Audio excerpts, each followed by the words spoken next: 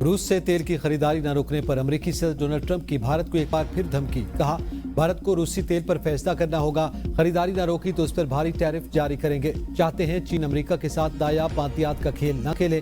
Colombia پر tariff سے متعلق مزید اعلان پیر کو کیا جائے گا.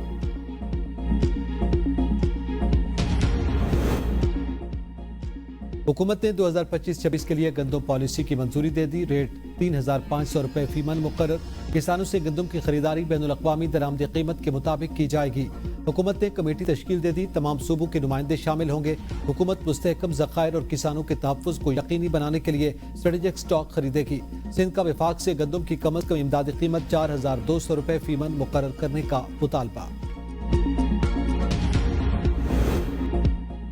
وزیر داخلہ محسن نقوی سے گورنر خیبر پختونخوا فیصل کریم کنڈی کی ملاقات. خیبر پختونخوا میں امن و امان کی صورتحال، دہشت گردی کے حالہ واقعات، فطرت الخوارج کے خلاف آپریشنز اور پاک افغان صورتحال پر تبادلہ خیال. بطور ہندوستان کے خلاف کامیاب کارروائیوں پر سیکورٹی فورسز کو خراج تحسین. شہداء کو خراج عقیدت پیش. پولیس ٹریننگ سینٹر اور Nadira office D I Khan کی متاثرہ عمارت کی بحالی پر گفتگو. محسن نقوی نے کہا بطور ہندوستان کے دہشت گرد پاکستان کی یکجہتی اور امن کے دشمن ہیں.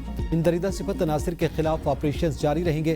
گورنر خیبر پختونخوا فیصل کریم کنڈی نے کہا خیبر پختونخوا کے عوام امن کے دائی ہیں. ملک و قوم کے دشمن دہشت گردوں کے خلاف آپریشن ناگزیر. خیبر پختونخوا اسمبلی کا اجلاس آج اسپیکر بابر سلیم سواتی کی زیر صدارت 2 بجے شروع ہوگا. اسمبلی اجلاس وزیر اعلیٰ کی خواہش پر طلب کیا گیا. وزیر اعلیٰ سہیل آفریدی بعض اہم امور پر فوری مشاورت کے خواہش مند ہیں. خیبر پختونخوا اسمبلی اجلاس پہلے 27 اکتوبر تک ملتوی کیا گیا تھا.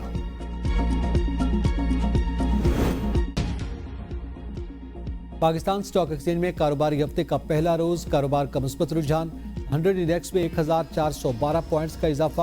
انڈیکس 1,65,218 کی سطح پر ٹریڈ.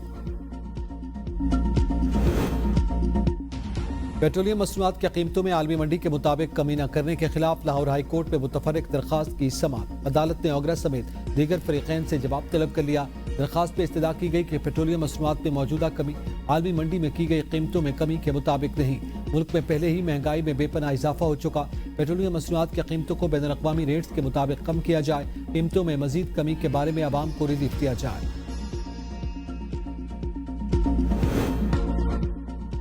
مہنگائی کا طوفان. سبزیوں اور پھلوں کی قیمتیں آسمان سے باتیں کرنے لگی.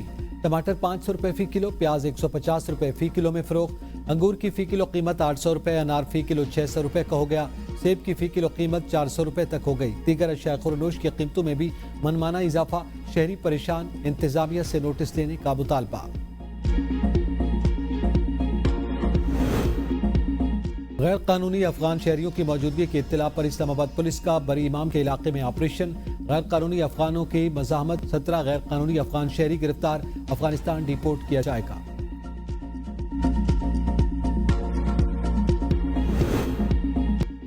کراچی کے مختلف علاقوں سے لاپتہ شہریوں کی بازیابی کے کیس کی سندھ ہائی کورٹ میں سماعت. لاپتہ شہریوں کی گمشدگی سے متعلق پیش رفت رپورٹ طلب. عدالت نے وقار الرحمان کی بازیابی سے متعلق درخواست لاپتہ افراد کے کمیشن کو ارسال کر دی. سیف الاسلام ایڈوکیٹ نے بتایا کہ وقار الرحمان 2016 سے لاپتہ ہیں. کوئی پیش رفت نہیں ہوئی. عدالت نے کہا یہ بات لاپتہ افراد کے کمیشن کو بتائیں. قائم مقام چیف جسٹس نے کہا اب تک جو پیش رفت ہوئی اس کے بارے میں درخواست گزار کو آگاہ کیا جائے. پولیس کی اسٹیریوٹائپ رپورٹس پیش کی جاتی ہیں.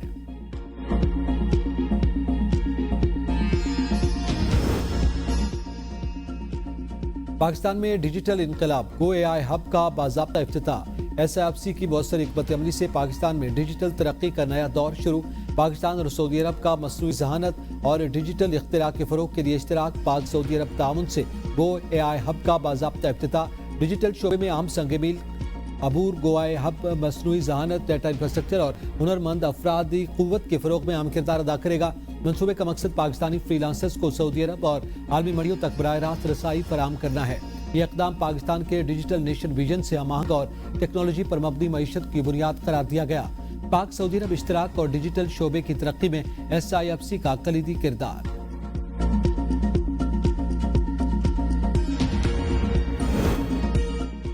آزاد کشمیر کے 27 سرکاری محکموں کی عصر نو تنظیم کے لیے جامع تجویز. وزیر اعظم آزاد کشمیر کو ارسال. ذرائع کے مطابق تجویز کا بنیادی مقصد انتظامی عمل کو مؤثر، متوازن اور عوامی مفادات کے مطابق بنانا ہے. تجویز کے مطابق مختلف محکموں کو ان کے دائرہ کار اور نوعیت کے مطابق ضم یا توسیع کی جائے گی۔ صحت، پاپولیشن ویلفیئر اور دیگر ڈپارٹمنٹس کو ملا کر ایک جامع محکمہ بنانے کی سفارش۔ ڈیزاسٹر مینجمنٹ اتھارٹی کو دفاع صارفین کے امور کے ساتھ ضم کرنے کی تجویز۔ زکوٰۃ و عشر، سماجی بہبود، خواتین کی ترقی اور یوتھ افیئرز کو ایک متحد محکمے کے تحت لانے کی تجویز۔ اسپورٹس، ثقافت، سیاحت اور آثار قدیمہ کے محکمے کو مربوط بنانے کی سفارش کی گئی۔ وزیر اعظم آزاد کشمیر کی منظوری کے بعد یہ تجویز کابینہ کے سامنے پیش کی جائے گی۔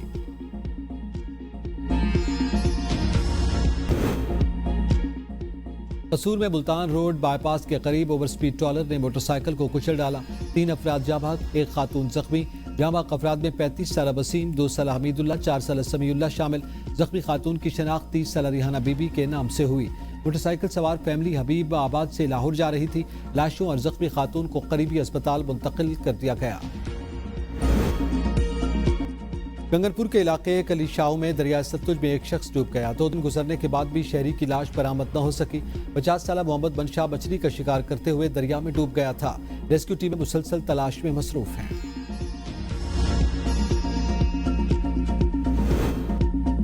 غزہ میں 42 فلسطینیوں کا خون بہانے کے بعد اسرائیل نے جنگ بندی معاہدہ بحال کر دیا۔ معاہدے کی بحالی میں مصر، ترکی، قطر اور امریکہ نے کردار ادا کیا۔ اسرائیلی فوج کے غزہ میں فضائی حملے، حماس کے مبینہ اہداف پر 120 راکٹ داغے، عام شہریوں سے بے گھر افراد کے خیموں اور نصیرات کیمپ کو نشانہ بنایا گیا۔ 10 اکتوبر کو جنگ بندی نافذ ہونے کے بعد اسرائیلی فوج کے ہاتھوں غزہ میں 98 فلسطینی شہید ہو چکے ہیں۔